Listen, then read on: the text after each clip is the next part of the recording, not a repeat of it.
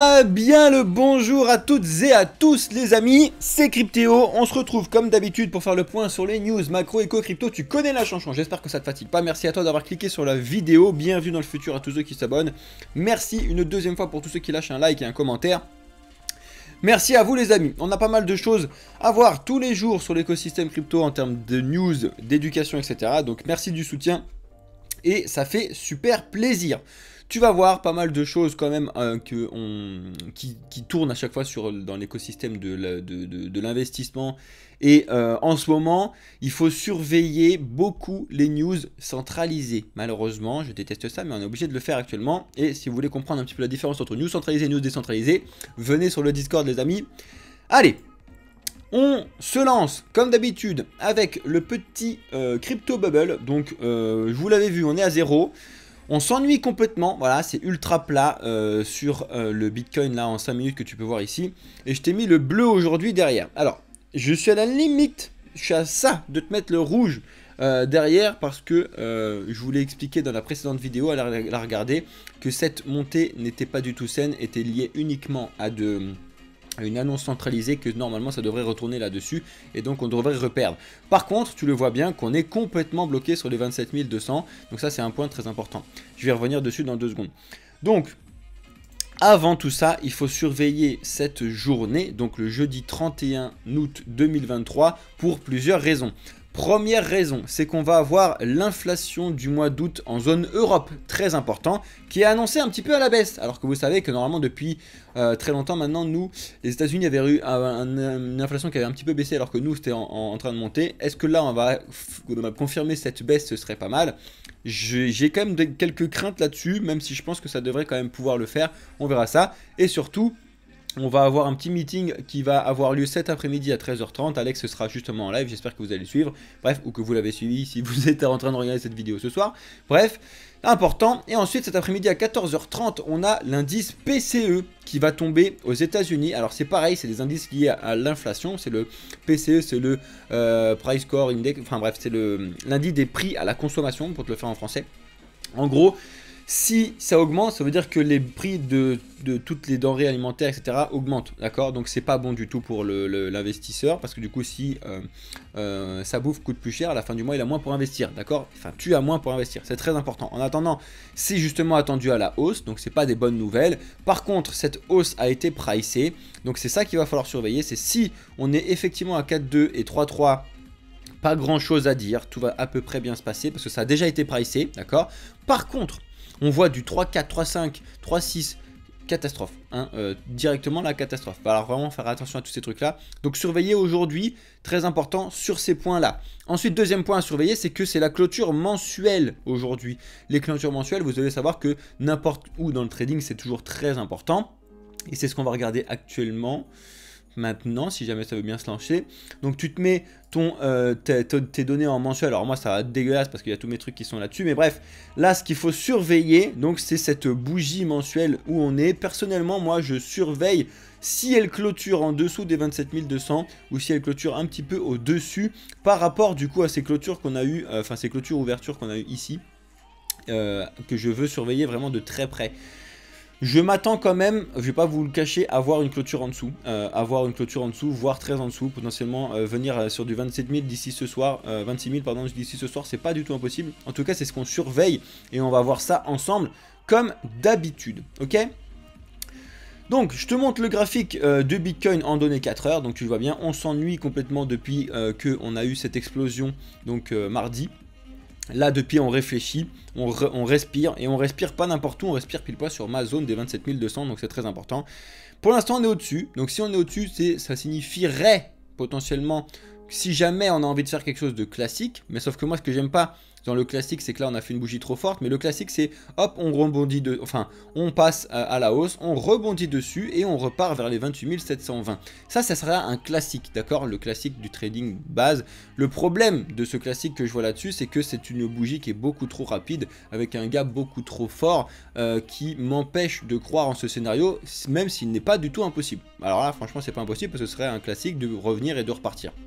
On verra quand même ce soir. Parce que là, effectivement, si cet après-midi, on a des news déflationnistes, l'inflation, tout va bien, ça se baisse, etc. Effectivement, ça va repartir sur de 28 700. C'est pour ça qu'il faut surveiller ce qui se passe cet après-midi, la clôture de ce soir, et surtout ce qui va se passer demain, parce que demain, on a encore les informations du chômage aux États-Unis qui sont très importantes à surveiller, et surtout... je vais vous en parler tout à l'heure, on a des réponses de la SEC qui vont commencer à partir de demain. Donc il va falloir surveiller tout ça. Let's go les amis. Allez, on passe sur les news parce qu'on a quand même quelques petits points à voir ensemble. Bref, ça on s'en fiche. C'est ça que je vais vous montrer. On a Tether en ce moment, donc tu devrais savoir qui c'est. Tether, c'est celui qui va, qui émet l'USDT, donc assez important à surveiller, qui s'est associé actuellement avec une banque privée aux Bahamas, donc la Britannia, je sais plus quoi là. Attends, je me suis perdu dans mes news là. Attends. Si c'est ça, la Britannia US Bank pour pouvoir mettre, voilà, la Britannia Bank and Trust, exactement. J'ai retrouvé le nom, excuse-moi. Donc on a un émetteur d'une crypto qui s'associe de plus en plus, on l'a vu, ça fait plusieurs fois qu'il s'associe avec des banques pour pouvoir proposer un petit peu du service crypto dans le monde. Donc à voir qu'est-ce qu'ils veulent faire avec ça. Est-ce qu'ils vont nous sortir une carte bleue? Est-ce qu'ils vont nous sortir un je sais pas quoi? Franchement à voir, parce que normalement c'est pas censé faire ces associations là en tant que stablecoin. Donc on verra bien ce qui se passe. Je vais fermer la news alors que je voulais la garder, bref, my bad. Ça... très important comme news qui devrait faire plaisir à notre ami Cryptomat alias Matteo sur Matteo alias Cryptomat sur notre Discord et dans le projet Blockchain Capital co-associé avec moi. Bref, parce que justement, on a un juge qui a enfin ouvert les yeux sur l'utilisation de la DeFi et l'explication en Cour suprême, etc. d'expliquer qu'il ne comprendrait pas pourquoi un algorithme ordinateur de développement décentralisé pourrait être attaqué en justice. Pour vous le faire très très simple, c'est à peu près ça ce qu'il a dit. Et c'est tant mieux, c'est ce que je fais que de vous dire. Je ne comprends pas pourquoi la SEC pourrait se permettre d'attaquer de la finance décentralisée, parce que justement, tout est dans le titre, finance décentralisée, c'est décentralisé, c'est-à-dire qu'il n'y a personne derrière, c'est comme si tu attaquais un mur, le mur il va pas te répondre, donc bonne journée à toi, d'accord? Donc il y a enfin un juge qui s'est prononcé, qui dit bon c'est n'importe quoi, et je ne vois pas pourquoi on pourrait attaquer ce truc-là, et ça fait super plaisir de voir ces informations-là. Donc c'est des très bonnes nouvelles pour la DeFi, très bonnes nouvelles pour l'écosystème derrière Uniswap, PancakeSwap, etc. Vous le savez qu'on a eu des petites complications sur des protocoles de DeFi là, depuis un certain temps, et ça va continuer parce que le problème de la DeFi c'est les bridges, et les bridges sont en train justement d'être testés, validés, etc. Et quand ça va fonctionner, par contre, ça va être un carnage génial. Bref. Ça, c'est ce que je veux que vous surveilliez de très près. Alors, c'est les dates à l'anglaise, là. Donc, il ne faut pas lire dans le sens machin, il faut lire en décalé. Ce que je vais vous montrer, c'est que là, il y avait des deadlines donc, de la SEC qu'ils ont pour pouvoir donner des explications sur les ETF Bitcoin Spot. D'accord? Donc, tu le vois sur cette image, tu le vois assez clair. ARK et 21 Shares, on a eShares, donc le Bitcoin Trust de BlackRock, on a Bitwise, Van Eck, WisdomTree, Invesco, Fidelity, Valkyrie, etc. Donc, on a déjà eu la première discussion sur ARK, première pseudo-réponse qu'il y a eu là-dessus, et on attend tous, du coup, là, le 1er et le 2 septembre 2023, justement parce qu'ils sont obligés de donner des réponses. Donc le premier c'est Bitwise, et le 2, donc ce samedi, il va falloir surveiller votre petit Twitter, etc. On va vous tenir au courant de tout ça, parce que samedi on a BlackRock, on a Van Eck, WisdomTree, Invesco, etc. et Fidelity. C'est toutes les premières deadlines de la SEC qui doivent donner un retour sur les ETF Bitcoin Spot, d'accord? Et tout semble pour l'instant au vert en termes de validation des ETF Bitcoin Spot. Alors, il va falloir prendre un petit peu, encore une fois, des pincettes sur tous ces trucs-là, parce que le marché réagit un petit peu dans tous les sens, juste uniquement sur ces news-là qui sont extrêmement centralisées. Si jamais, moi ce que j'ai peur de ça, c'est qu'on voit une euphorie totale qui soit pas saine pour les marchés, avec des gens qui vont acheter du Bitcoin, et que ça fasse monter le Bitcoin au retour aux 30 000 ce week-end, alors que ça ne serait pas sain, parce que c'est des news centralisées, et que ça ne sera pas lancé ce week-end. C'est-à-dire que les news Enfin, que le Bitcoin monte parce que justement, effectivement, il y a des nouvelles personnes qui rentrent pour acheter du Bitcoin quand ce sera vraiment mis en place, oui. Sauf que là, ce sera juste une décision, donc il n'y aura aucun nouvelle personne qui va rentrer dedans, ce sera juste des anciens qui vont acheter et vendre. Donc ça, il faut que tu fasses très très attention à ça parce que c'est pas très très bon signe pour le moyen court terme. Bref, donc surveillez bien les informations que vous allez voir aujourd'hui, demain et ce samedi. On vous tiendra au courant. Abonnez-vous à notre Twitter X si vous n'êtes pas encore en train de l'avoir fait. Oh la vache, le français est une catastrophe. Si vous ne l'avez pas déjà fait. Dette, le taux obligataire US est au plus haut. Alors ça, pourquoi je vous le montre? Parce que la dette obligataire avec les taux longs, taux courts, quand les taux longs sont plus importants que les taux courts, en général, le passé nous a montré que c'était des signes de récession. Alors, je veux faire peur à personne, comme d'habitude, le but du jeu, c'est pas ça, mais vous montrer que ça n'est pas des bons signes en termes de gestion de l'économie et en termes d'investissement. Voilà. Récession, c'est une belle catastrophe. Si on rentre en récession, si le monde rentre en récession, bah, je peux te dire, tu vas rentrer chez toi, comme ça, tu vas dire, bon, bah, tu vas te mettre dans ton canapé, tu vas te foutre devant Netflix si tu arrives encore à le payer ton abonnement mensuel, et après, tu vas attendre que ça passe, comme on l'a déjà fait plusieurs fois.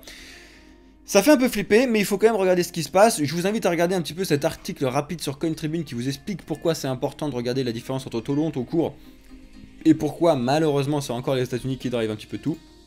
Regarde ça, c'est important. Ça y est, à partir du 15 septembre, on va avoir enfin quelque chose qui est très attendu côté développement pour les projets qui se développent sur Ether. Alors pour toi, petit investisseur qui ne t'intéresse pas forcément à la tech d'un coup, ça va pas forcément énormément t'intéresser, mais ça doit au minimum te parler pour que tu puisses comprendre ce qui se passe, comment ça fonctionne, etc. Bref, tu dois savoir qu'il y a le mainnet, le testnet et le devnet, ces trois endroits qui sont différents sur la blockchain Ether, entre guillemets. Tu commences sur le DevNet, donc c'est un petit endroit qui était développé par Ethereum. C'est une plateforme de développement de projet à la base, hein. Et donc tu vas pouvoir faire ton développement dessus, d'accord? Donc en fait, il te donne des packs de développement, tu vas pouvoir faire tes trucs pour faire tes smart contracts, ton projet, etc. etc. Ok. Ensuite, tout ça, ça passe sur un testnet, donc c'est la même chose que le mainnet, mais juste en test, c'est-à-dire que la crypto qui est émise sur le testnet n'est pas monétisable, entre guillemets, c'est juste pour vérifier que ça fonctionne, qu'il n'y a pas de hack, de machin, etc. Donc c'est un peu alpha, bêta, si tu veux. Alpha c'est le dev, la bêta c'est le testnet, pour te le faire très très simple. Et justement là on parle du testnet parce que le testnet s'appelait Goerli et ils sont en train de faire une grosse mise à jour qui va s'appeler maintenant Oleski et qui est du coup un vrai gros changement, amélioration, plus de suivi, etc. sur le côté des développeurs, justement pour pouvoir aider et faire en sorte que quand ça arrive sur le mainnet, donc le mainnet c'est ce que toi tu connais, quand la crypto elle est officiellement lancée, tu peux l'acheter, le vendre, etc. Il faut que ça arrive sur le mainnet avec le moins de failles possible, d'accord? Ce qui est logique. Donc c'est pour ça que c'est très important d'avoir un testnet qui fonctionne parfaitement. Et cette grosse mise à jour est très importante, il faut que ça se passe bien et il faut que ce soit le mieux possible et pas qu'on fasse un retour en arrière. Normalement tout va bien et ça va être vraiment important et ça c'est une des grosses belles mises à jour qui sont sur le réseau Ether. Ensuite, ça aussi c'est une grosse nouveauté. On a un avocat, donc Femi Falana, qui attaque lui-même son propre pays. Alors c'est complètement incroyable, c'est-à-dire qu'il attaque sa propre banque centrale, donc au Nigeria. Je sais pas si tu sais un petit peu comment ça fonctionne là-bas, macroéconomiquement parlant, au Nigeria. Bref, c'est un endroit où il y a de la monnaie numérique de banque centrale. Bref, c'est un petit bazar. Et la banque centrale du Nigeria est accusée par cette personne-là à avoir fait de la dollarisation, pas de la dédollarisation. Donc d'avoir pas empêché, mais de fortement inciter les gens à utiliser le dollar plutôt que la monnaie du pays. Et ça, selon lui, c'est complètement illégal et qu'il faudrait vraiment s'accorder sur le pays quand tu parles au peuple. Très important et je trouve ça assez culotté de faire un truc comme ça dans son propre pays et tout. C'est très bien parce que c'est effectivement vrai ce qu'il dit, mais il faut... Enfin, c'est une grande première, donc à suivre. J'espère qu'il va pas lui arriver trop des bêtises parce qu'en général il y a quand même pas mal de trucs qui se passent au Nigeria qui sont pas très chouettes. Bref. Ensuite, ça vous le savez peut-être pas, mais donc je vous le rappelle, parce qu'on en a déjà discuté plusieurs fois, mais on a PeckShield. Alors si tu connais pas PeckShield Alert, ça fait partie des gros tweetos à suivre en termes de détective de la blockchain si tu veux. Et en fait, il te rappelle, parce que moi c'est plutôt un rappel, vous ça va peut-être être une information, mais bref, les États-Unis, le gouvernement des États-Unis sont le 5e plus gros détenteur de Bitcoin avec 94 643 Bitcoin qui vaudrait plus de 2 milliards actuellement. Tu le vois sur la photo qui te met ici. Donc bon, c'est dégueulasse parce que c'est en tout petit, mais en fait tu le vois que il est derrière, c'est dégueulasse, on voit que dalle. Bref, donc t'as du BlackRock et tout qui sont devant, je n'arrive même pas à voir moi le truc. Bref, donc tu as les 4 autres premiers, donc eux ils sont quand même en 5e place avec quand même un gros investissement, donc ça me fait doucement rire quand tu vois que les États-Unis, le gouvernement des États-Unis crache beaucoup sur les cryptos, alors que eux-mêmes ils en ont énormément, d'accord? Donc c'est un petit peu tendancieux comme histoire, il faut quand même le rappeler, et ça les gens doivent en être conscients que quand tout le temps les gens se disent ouais gouvernement c'est génial, bah, même le gouvernement a des trucs dans les cryptos. Alors c'est pas de l'investissement, on s'en entend, hein, c'est parce que c'est des... En général c'est ce qu'ils ont récupéré hein, quand ils ont fait des attaques de trucs, de projets crypto, etc. Mais c'est quand même important de le savoir. On a SBF qui est toujours en train, alors ça c'est de temps en temps il y a des news comme ça, je vous en ai donné hier, qui est toujours en train d'essayer de se sortir de la panade. Là, il a envie de payer des mecs 1200 balles de l'heure. Alors là, vous voyez comment on n'est pas cher, nous, quand on vous fait un cours sur dans les cryptos, même si on fait l'augmentation là au mois de septembre. Franchement, ça va, hein. On est très loin des 1200 balles de l'heure. Bref, donc il a envie de faire appel à des gens de 1200 balles de l'heure, et le Department of Justice des États-Unis a clairement dit non. Écoute, c'est pas toi qui vas choisir les gens qui vont te représenter, c'est pas comme ça que ça va fonctionner. Donc non, mon petit pote, tu vas être réduit, tu vas être... En fait, je vous l'ai déjà dit hier, mais il va être guise d'exemple pour tout le monde. Donc désolé mon petit SBF, mais tu vas prendre pour tout le monde et c'est comme ça que ça va se passer pour toi. Désolé.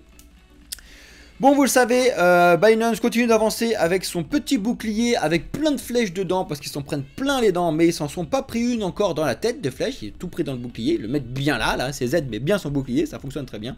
Et ils continuent d'avancer et ils sont en train de trouver des solutions pour essayer de squeezer les banques et de ne plus avoir trop besoin d'un système bancaire derrière leur solution. Alors, je t'explique rapidement, mais en gros, SendCash, donc c'est le nouveau projet qui sont en train de lancer en Argentine, au Colombie, donc en Amérique du Sud. L'idée, c'est d'utiliser Binance Pay. Et en fait, l'idée qui est assez chelou derrière, c'est que les gens puissent envoyer des cryptos directement à des gens qui ont un compte en banque, mais ne pas envoyer directement de fiat. Tu vas me dire, bon, ça change pas grand chose. En fait, ça change énormément de choses, d'accord? Parce que le but du jeu, et ça pour le coup, je trouve ça à peu près bien, même si je sais pas comment ça s'est mis en place derrière. Faut regarder un petit peu la technique derrière, qui est un petit peu compliquée, je pense. Mais l'idée, c'est de rester crypto, c'est-à-dire que d'éviter le fiat possible, parce que lui, il a vu, et il a bien compris, les gouvernements, la seule chose qu'ils peuvent faire, c'est mettre le bazar sur la partie fiat, parce que c'est eux qui gèrent l'euro, c'est eux qui gèrent le dollar, etc.